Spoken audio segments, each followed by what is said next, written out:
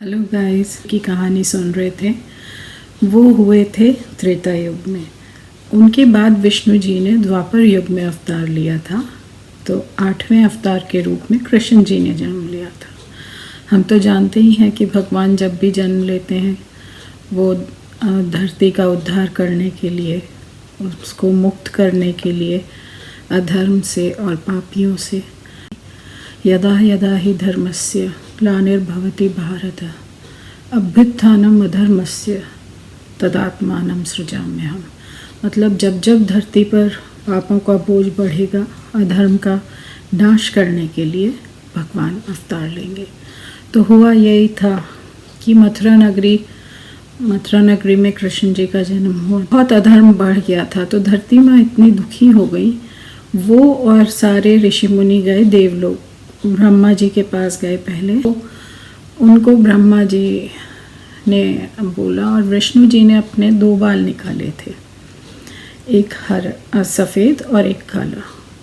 सफ़ेद तो बाल उन्होंने बोला कि पहले ये मेरे अंश के रूप में जन्म लेगा, क्योंकि शेषनाग भी उनका अंश ही थे, तो उस रूप में जन्म लेगा और मैं पूर्ण रूप से ये काला बाल जब वो होगा तब मैं उत्पन्न होगा। तो ब्रह्मा जी ने ये कह के सारे देवताओं को, यक्षों को और गंधर्वों को बुलाया। उन्होंने बोला कि भगवान के आगमन के लिए आप तैयार हो जाइए, आप यदुवंश में जाके वहाँ पे जन्म लीजिए और भगवान श्री कृष्ण के रूप में अवतार लेके आप लोगों का उद्धार करेंगे। मथुरा नगरी में हुआ ये था कि एक बहुत अच्छे राजा उग्रसेन राज करते थे, पर उनकी 2 संतानें थीं, एक तो देवकी और एक कंस। तो कंस बहुत ही कुटिल और ख़राब व्यक्ति था और उसने अपने ही पिता को बंदी बना लिया था और खुद राजा बन गया था, जरासंध के साथ मिलता था।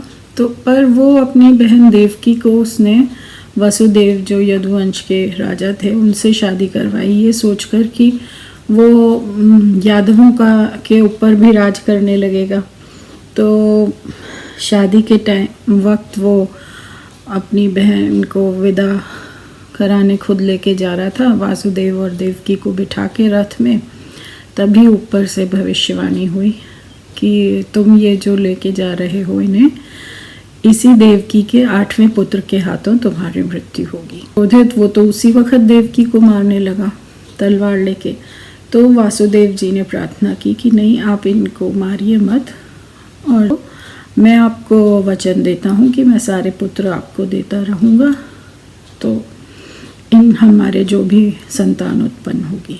तो उसने जान तो बख्श दी, पर उन दोनों को कारागृह में डाल दिया, जेल मार दी। वो जैसे ही संतान होती उसको बताते संतरी लोग, वो आके उनको पत्थर पे दे के मार देता। तो जब 7वीं संतान थी, तो वो 7वीं संतान, आपको विष्णु जी का तो बताया ही था कि उन्होंने बोला था कि शेष उन्हीं के अंश के रूप में वो जन्म लेंगे। तो उन्होंने वो संतान गर्भ में ही वासुदेव की एक और पत्नी रहती थी रोहिणी के नाम से, उनके गर्भ में भेज दिया उनको। तो वो तो और इधर बोल दिया कि मरी हुई संतान पैदा हुई थी। तो उधर बलराम वो बड़े भाई के रूप में कृष्ण के जन्म लिए। फिर भादो मास की कृष्ण पक्ष की अष्टमी के दिन देवकी जी के यहाँ विष्णु जी ने कृष्ण के रूप में अवतरित हुए, स्वरूप दिखा दिया वासुदेव देवकी को। अब उनके 4 हाथ थे, शस्त्र लिए हुए थे। साधारण मनुष्य के रूप में जन्म लीजिए, नहीं तो कंस आपको ज़िंदा नहीं छोड़ेगा, मैं बहुत डरती हूँ। तो उन्होंने फिर ये बताया कि तुम मुझे जाके ऐसे ऐसे गोकुल में तुम्हारे नंद के पास छोड़ा, संतान है वो ले आओ। तो ये सोच भी रहे थे कि सारे संतरी सो गए, उनकी सारी हथकड़ियाँ और बेड़ियाँ उतर गईं और सारे दरवाजे खुल गए जेल के। तो ये उनको टोकरी में उठा के सिर पे चल दिए। अब बहुत आंधी पानी बारिश हो रही थी बाहर, तो और यमुना जी पूरे उफान पे थी अपने। पर तभी शेषनाग जो थे वो पूरा उनके ऊपर छत्र की तरह आके उनके साथ चले, और यमुना जी ने भी पूरा रास्ता दे दिया। वो सिर्फ कृष्ण जी के पैर को छूना चाहती है। टोकरी में से कृष्ण जी ने पैर लटका दिया तो उन्होंने उनको नमन करके वो शांत हो गई। गोकुल में इनके नंद जो दोस्त थे, उनकी पत्नी यशोदा को भी एक बिटिया हुई थी, तो ये उसको उठा के ले आए।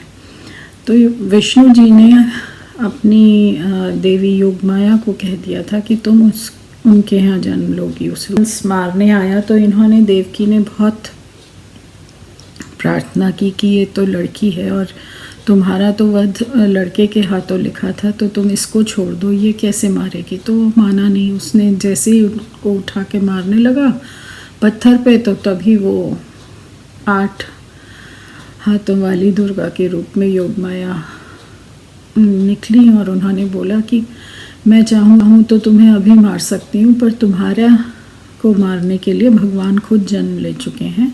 ऐसा कहते ही वो अंतर्ध्यान हो। कंस ने अपने सारे राक्षसों को बोला कि जितने भी बच्चे पैदा हुए हम 10 दिन के अंदर क्या सारे नवजात शिशुओं को मार डालो। तो उसके सारे राक्षस सारे बच्चों को मारने लगे गोकुल में। उनके साथ ही सब लोग उनका बहुत गुणगान कर रहे थे कि इतना सुंदर पुत्र हुआ है, और सब लोग खुशियाँ मना रहे थे।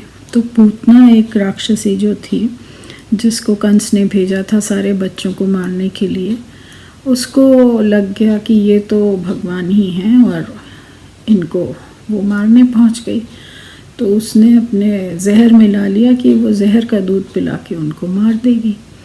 पर वो जैसे ही पिलाने तो उसके सारे प्राण खींच लिए, क्योंकि वो तो जानते ही थे।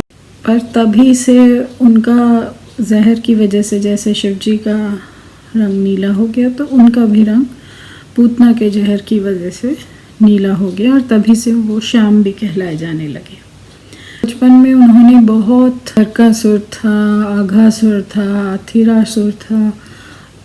कंस राक्षस पे राक्षस अपने भेजता चला गया और उसका वो संहार करते रहे, और बीच में इतनी लीलाएं की उन्होंने। बहुत ही भक्ति का प्यारा सा प्रसंग है कि एक फल बेचने वाली बूढ़ी औरत ने उनके बारे में बहुत सुना था, तो वो उनके पास आई देख में कि मैं भी देखूं कान्हा को। तो वो बेचारी गरीब औरत थी और उसने बोला कि कान्हा कहाँ है। इनके घर पहुंची तो कान्हा इनकी गोद में जाके बैठ गए, और एक मुट्ठी हाथ में सिर्फ दाने थे वो उनको दे दिए।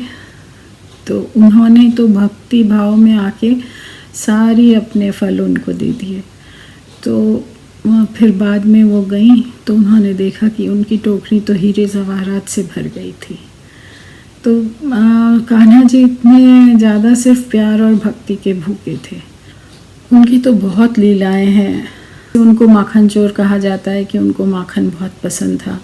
दही हांडी की भी परंपरा उसी से शुरू हुई, क्योंकि चाहे कितना भी ऊंचा रख देती थी यशोदा मैया और गोपियाँ, वो एक के ऊपर एक चढ़ के और वो मटके में से तोड़ लेते थे और बंदरों को खिला देते थे। अपने जो उनके संगों पे होते थे उनको खिला देते थे। तो आप क्या समझते हैं, उनको माखन का वो था? माखन तो पसंद था ही, पर उसके पीछे एक बहुत बड़ी भावना थी कि कंस उनसे टैक्स की तरह वसूलता था माखन और दूध दही को, क्योंकि नंद महाराज के पास तो 9 लाख गाय थी। 9 लाख गायों का जो मालिक होगा उनका बेटा, उसको तो चुराने की ज़रूरत ही नहीं, बहुत दूध दही होता था। पर वो ये नहीं चाहते थे कि इतनी पवित्र चीज़ वो कंस को दी जाए। वो सोचते थे कि ये यहीं पे ग्वालों में बांटी जाए या फिर बंदरों में बांट दी जाए, इसलिए उसका वो लीला रची थी उन्होंने माखन चोरी की भी। इसी तरह एक बार वो सबका उद्धार करते चलते थे, तो एक बार माखन चोरी के उसमें वो यशोदा मैया उनको एक उससे बांध दी दही बिलोने वाले बात पहले तो बांधने में नहीं आ रहे थे, रस्सी छोटी पड़ती जा रही थी, पर जब उन्होंने देखा कि यशोदा मैया परेशान हो रही हैं तो उन्होंने बंध गए वो चुपचाप, और वो खींचा उन्होंने 2 पेड़ों के बीच में से। वो यमला अर्जुन के वृक्ष थे, तो जैसे ही खींचा वो पेड़ गिर के टूट गए और उनमें से 2 यक्ष निकले। वो कुबेर के पुत्र थे जिनको नारद मुनि ने श्राप से वृक्ष बना दिया था, नल कुबेर और मणिग्रीव। तो उनको भी मुक्ति दिलाई, सहायता करते आए थे। एक बार यमुना का पानी बहुत जहरीला होने लगा, सब लोग गायें भी उसमें मरने लगी, और वो तो उनको तो पता चल गया कि कोई इसमें असुर है बड़ा। तो वो चले गए वहाँ पे, देखा कि कई सिरों वाला नाग कालिया था वहाँ पे, और वो उसके जहर के उससे यमुना जी पूरा उफन रही थी और पूरा काला पड़ता जा रहा था जहर के मारे पानी। तो उन्होंने वो पानी में गए, उन्होंने कालिया के ऊपर उसको अपने उससे बल से हराया, उसके पैर उसके सिर के ऊपर नृत्य करके उसको दबा दबा के, फिर आखिरकार कालिया की पत्नी ने आके उनसे गुहार की कि इसके प्राण बख्श दीजिए। तो उन्होंने बोला कि तुम यमुना को छोड़ के यहाँ से चले जाओ और कभी किसी को नहीं तंग करो। भगवान की एक और सबसे बड़ी बात थी, कर्म प्रधान थे। एक बार उन्होंने देखा कि सारे लोग इंद्र के लिए यज्ञ कर रहे हैं, हवन कर रहे हैं, पूजा कर रहे हैं, तो उनको प्रसन्न करने के लिए। तो उन्होंने बोला कि इन्हें क्यों, गोवर्धन पर्वत आपको जो सब कुछ देते हैं, आपकी गायों को चराने के लिए जगह देते हैं, ये गायें हैं आपको फिर वो सब कुछ देती हैं, तो आप गोवर्धन पर्वत की पूजा करिए इंद्र की बनिस्बत। तो इंद्र जी को तो गुस्सा आ गया, उन्होंने बोला कि अच्छा ये बालक की सुन के ये लोग मेरी नहीं पूजा कर रहे। उन्होंने खूब मेघ बरसाए, खूब बारिश की, इतना तूफान, और सारी डूबने लगी गोकुल नगरी। तो कृष्ण जी ने सिर्फ अपनी छोटी सी उंगली पे पूरे गोवर्धन पर्वत को उठा लिया, सारी गायों को और पूरे नगरवासियों को उसमें शरण दी तब। और 7 दिन तक वो सिर्फ अपनी उंगली के उस पे रख के खड़े रहे। तो तब इंद्र भगवान को समझ में आया कि ये तो मैंने अपरंपार भगवान के उससे वो कर लिया।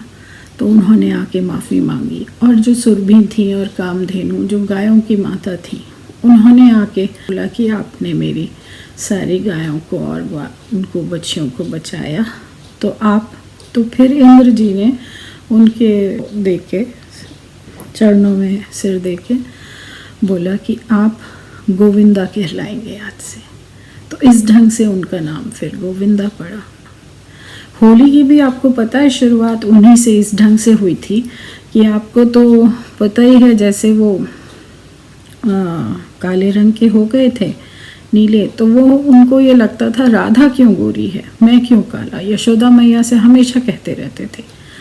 तो यशोदा मैया ने बोला जा तेरे को जो मन आए वो रंग राधा पे लगा दे, राधा भी वैसी ही हो जाएगी, तेरे रंग में रंग जाएगी। उन्होंने उठा के राधा के भी रंग लगा लिया। तब से ही होली भी मनाई जाने लगी। एक बार तो वो मिट्टी मुंह में भरे हुए थे, तो क्योंकि वो सारे ग्वाले लोग और बलराम उनके भाई तोड़ तोड़ के फल उनके लिए नीचे फेंक रहे थे, पर वो तो छोटे से बच्चे थे, उनके हाथ फल तो आ नहीं रहे थे, तो वो मिट्टी उठा के मुंह में भर लेते। तो फिर जाके किसी ने शिकायत की, तो उन्होंने बोला यशोदा मैया ने कि कान्हा मिट्टी खा रहे हो, दिखाओ मुंह दिखाओ। तो उन्होंने अपना मुंह खोल के पूरा ब्रह्मांड अपनी माँ को दिखा दिया था, पूरा स्वरूप, असली स्वरूप। उसमें पूरी धरती, आकाश, सारे ग्रह, नक्षत्र सब। तो ऐसी तो बहुत सारी लीलाएं हैं उनके बचपन की भी। उन्होंने अपने संदीपन ऋषि के पुत्र को जीवित कर दिया था, यम लोक से जाके उनके पुत्र को वापस मांग लाए थे। और आगे हम सुभद्रा जी के बारे में भी हम आगे बात करेंगे, उनकी जो बहन थी। तो अगर आप कृष्ण जी की और कहानियाँ मुझसे सुनना चाहते हैं तो प्लीज़ लाइक और सब्सक्राइब करिएगा। हैप्पी जन्माष्टमी।